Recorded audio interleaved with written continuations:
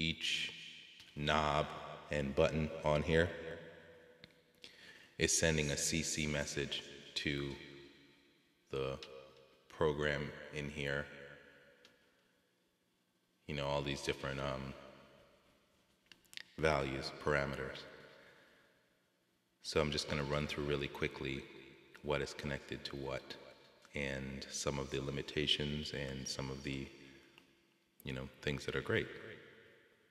To start with, just by way of organization, you're not going to have enough buttons for every single thing that's in the MPC. So right now, these three knobs, this is auxiliary envelopes. These are the auxiliary envelopes. So that's R1, R2, R4.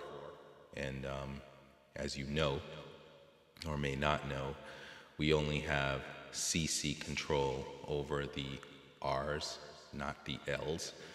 You'd have to just use the MPC's controller to mess with those, but if I go into the window and show you what I'm talking about, I'll just go all the way down somewhere. Find a controller. Okay, so controller. So just so you have amplitude, pan, pitch, LFO1 rate, which is this, by the way. LFO1 rate, LFO1 depth, the delay, up and down toggle. This is the phases up and down toggle. And then I have it the same way for these two for LFO2. Now, there is, you could mess with the offset, but I didn't find it necessary. You're gonna have to pick and choose which things you wanna control and which ones you don't. It's cutoff, resonance, pan, as I was saying, auxiliary envelope, filter envelope, amp envelope, then zone 1, zone 2, zone 3, and zone 4. Now with the zones, let's go into it, show you zone 1. There are 5 parameters you can mess with. Level, pan, pitch, start, time, filter, which is very cool, okay? And then there's like one thing for zone, for selecting the zone. So you could, you know, make the velocity, how hard you hit the key, choose which zone is gonna play.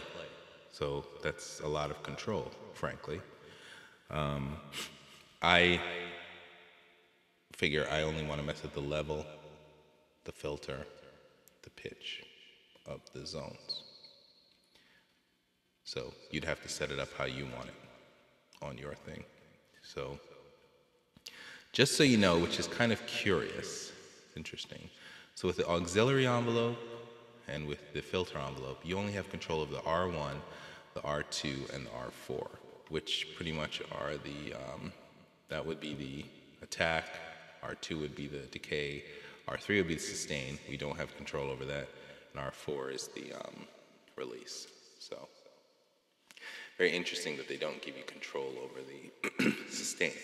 The other thing that you don't have is the ability to see your tweaks. The tweaks that you make on the BCR, you don't see them show up on the screen, either on this screen or I have Axis turned on my laptop beside us, which you can't see, but you can't see it in Axis either. So right now I'm going to go to the filter R1 and turn it, and you do not see it move on the screen here. Now, some people thought that if you go into here, and if you were to have the MIDI, whatever's coming into MIDI 1, instead of going through the sequencer, go straight to the internal area, that then you'd see it. So I put it there, I'm going back to the program. Let's see if it moves. It does not. Okay? And I'll prove to you that it does actually toggle that, because I'm going to play a beat right now, and you'll hear the changes.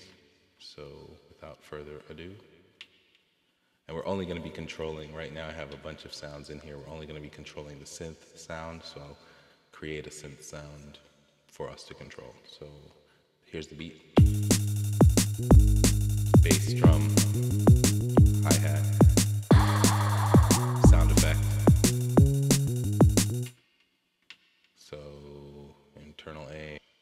So now I'm going to play it. Now the reason you're not going to hear it at first because I'm going to have to turn up the level over here. You have to, it's a weird tweak that you have to do. If you want to get into the negatives, what you do is you turn this down to a negative number, and then you have the BCR go from a very low number to a very high number, counting in that amount, because I haven't found out how to, there is a way to go up and down, but I haven't found out how to, and I don't think, frankly, that it actually has a negative value. I have not found a negative value in the BCR. So what you have to do is you just have to go from 0 to 127 or whatever. In this case, I think the highest number, the lowest number goes to his minus 60, and the highest number goes to his plus 6, right?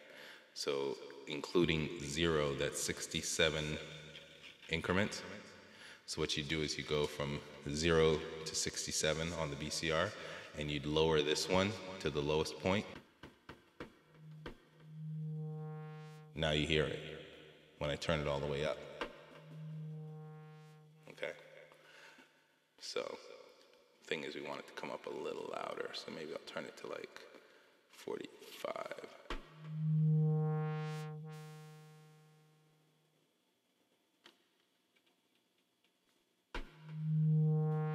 And if I turn it here, it'll be all the way off. All right, cool. So let's do what we wanted to do, record.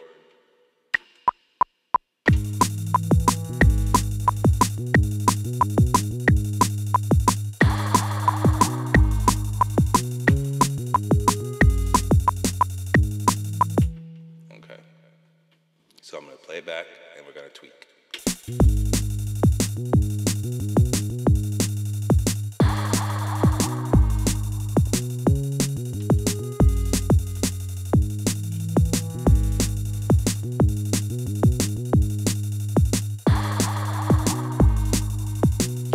Mess with the LFO1's depth, and then the rate.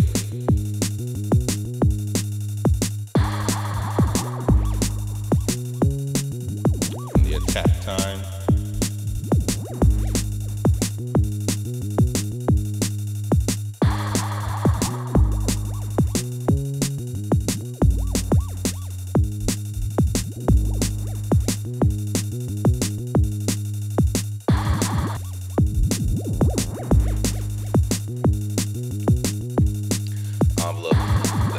Auxiliary envelope is connected to the pitch, so if I mess with the attack time,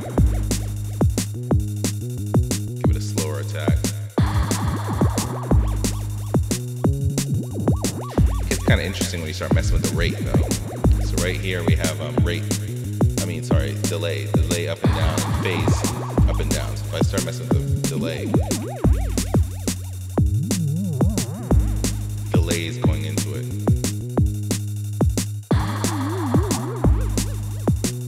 Cut off.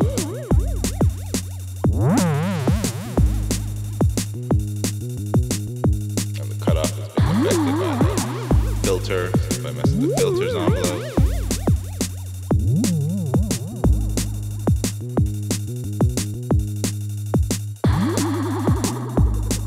And that was the filter's release that gave it that tweak. Now the thing is, you can always still mess with what's on the MPC here too. So it's not like you're limited to only mess with over here. So you can get really crazy by doing a lot of things at the same time. So very nice that you have control over the filter in the zones too, because then you can get, that's the filter in the zone.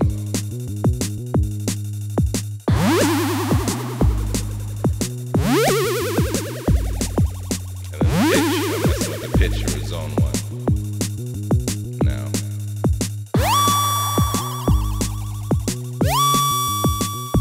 So they work well together. It's a lot of fun. Peace.